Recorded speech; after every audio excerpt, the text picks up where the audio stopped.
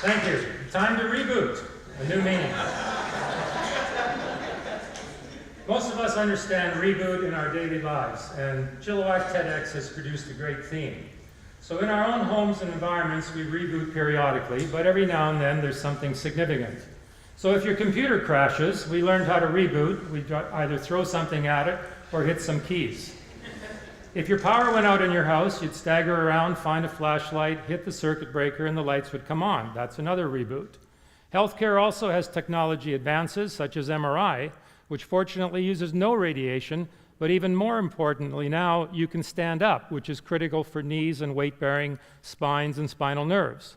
And in spine care, practice-based evidence shows that 80% of people will recover in about 2 weeks. So how did I get my reboot on EMF? Well, first of all, remember, most of you in the audience are carrying a device, a cell phone, which is emitting an electromagnetic frequency. And the talk here will be how that has an impact on chronic pain and wound closure and recovery. So in my own case, I was talking with a good friend, and as I mentioned, you all have friends that you sit with, and you'll hear a story, you'll hear some personal information that's new to you. But this will be something that you automatically accept from that person because you know what they've done in their experience. In my own case, it was sitting with a good friend and a Canadian journalist called Gary Bannerman. Some of you may recall that name. So Gary and I were sitting about 14 years ago, and he starts this talk on EMF, and he asks me if I've heard about ferroblock. And the technology that he talked about was a BC company in the 80s by a man, Mr. Frieder Kemp. And Mr. Kemp discovered that there was a band area of EMF that was relative to the control of phantom limb pain in amputees. So going forward, we started to talk about this issue, and in the process, we learned that there was a number of things that are going on in our environment. So many of us can remember youth, or we see youth today, they'll be playing with tin cans and a string. Well, this string is significant. It's the artificial communication between two devices. So as we move forward into adult life, we found that these strings didn't work, the tin cans were replaced. We had phones we plugged into a wall, then we had cordless phones, we had fax machines, and now we all have wireless phones. We have iPads, we have computers, but what we're forgetting is how these things communicate, and they do communicate with each other. So the string you see here represented between these two cans, if you can imagine the electronic devices that are in your homes, your lives, and your environment. Well, something came along and chewed up that string, a Bluetooth. So we have these technologies now with Bluetooth. They provide the connectivity, if you will, between these two cans.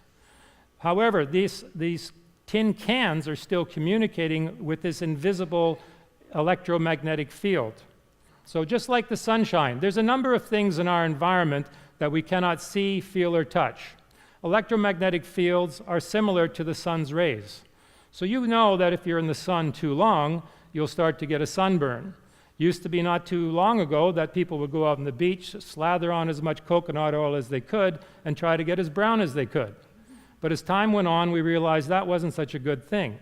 Not only did your skin get a little leathery, but skin cancer was on the rise. So the importance here is to understand that we've learned to live with an environment that has elements that are affecting our health. Similarly, we now find out that the electronic magnetic fields are associated not just with electricity, but have been natural in our environment and our planet. The planet has an iron core, and with the spinning of the Earth has always produced an electromagnetic field. Well, we lived in that environment for thousands of years, and our bodies adapted to it.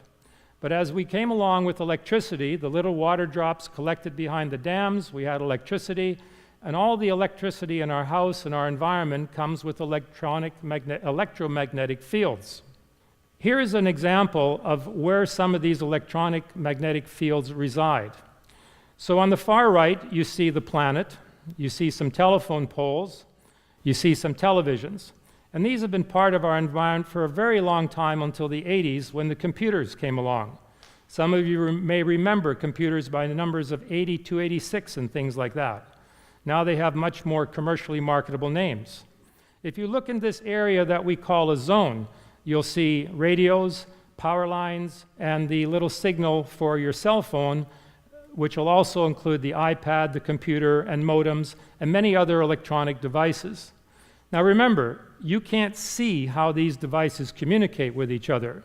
But if you remember those two tin cans in a string, every one of these symbols here represents one of those cans, and the electromagnetic fields represent the string connecting these things.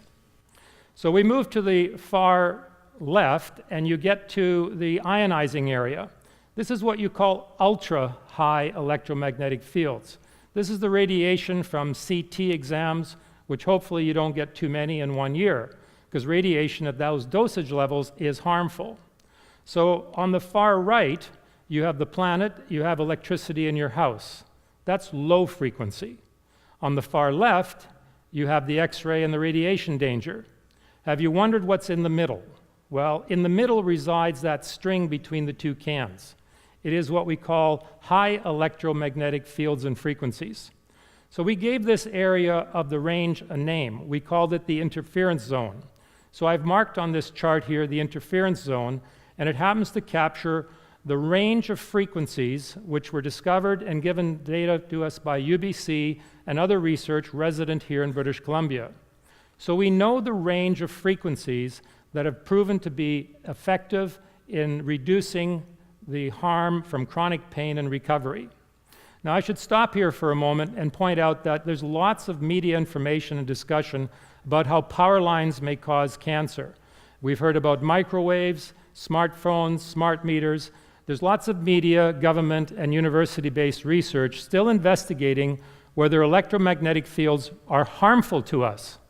Well, we know radiation is, but the jury is still out on whether or not there's a harmful effect on otherwise healthy persons.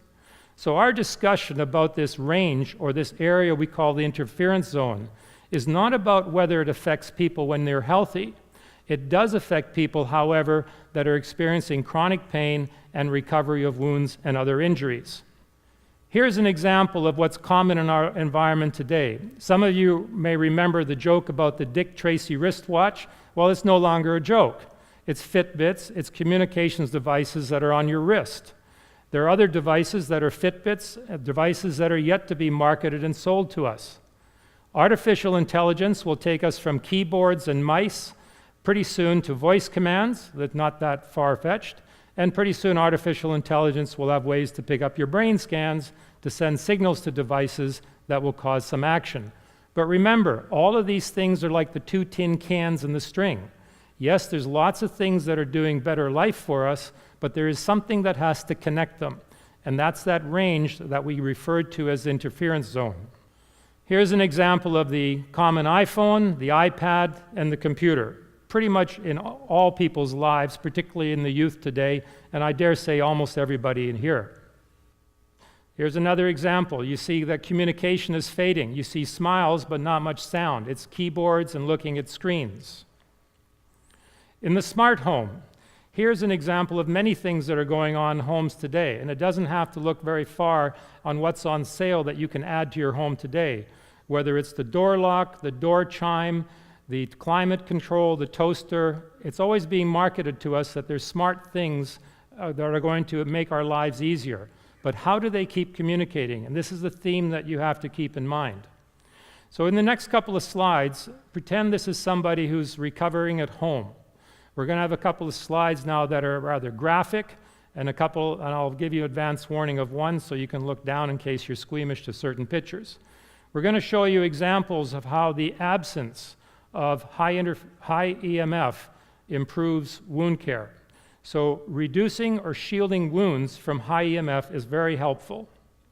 Here's an example of someone who in 2 weeks recovered from second and third degree burns, which would normally take up to 3 or 4 weeks, have a significant amount of pain during the process, and often leave some kind of skin discoloration or scar tissue.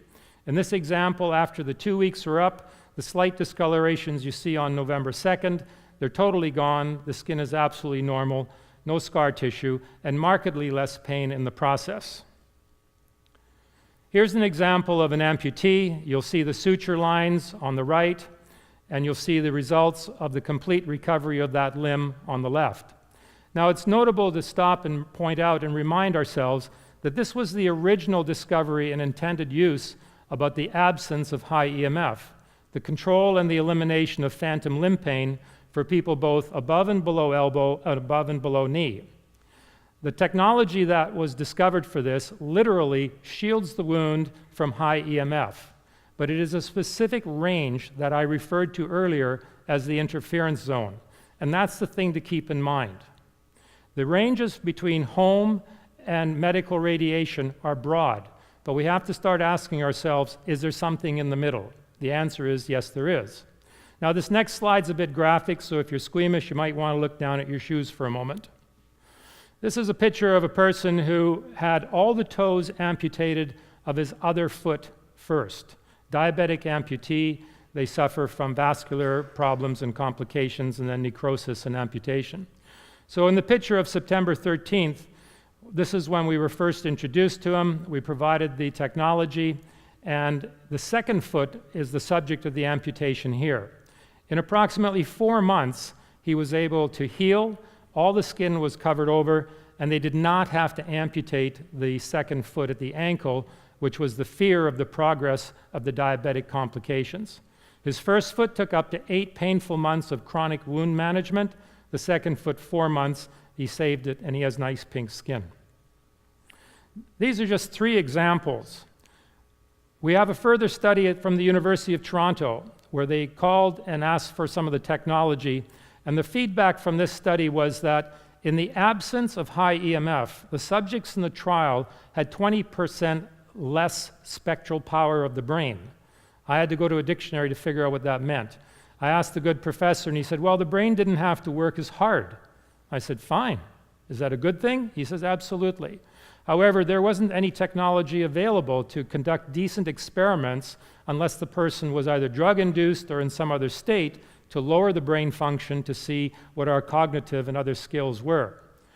However, this was a significant finding in terms of brain function and other elements of health care. So as we walk around in our environment, you can see that transmission of signals is happening all the time. Telecommunications companies proudly tell us we can walk anywhere we want and our cell phone will be connected. But you've got to remember, how is that connection possible? Well, just like the string between the tin cans, everything you carry, hold, or communicate with has to transfer around electromagnetic fields associated with electricity. So in the future, how do we live in this environment? Well, just as you learned to live in sunlight before you stopped putting the coconut oil to see how brown you could get, now you're wearing hats, creams, umbrellas. You know to stay out of the sun after a while. So as you go forward and technology produces more of the artificial intelligence devices and other devices, we will need to find ways to stay aware of the high EMF and its consequences. In this case, we're talking about high EMF, and when wounds are shielded from high EMF, there's less pain and faster recovery. So one thought as I leave you with today, you all have that cell phone in your pocket. Next time you go to a movie and the signal comes on, turn off your cell phones. Now you'll have a new reason why. Thank you.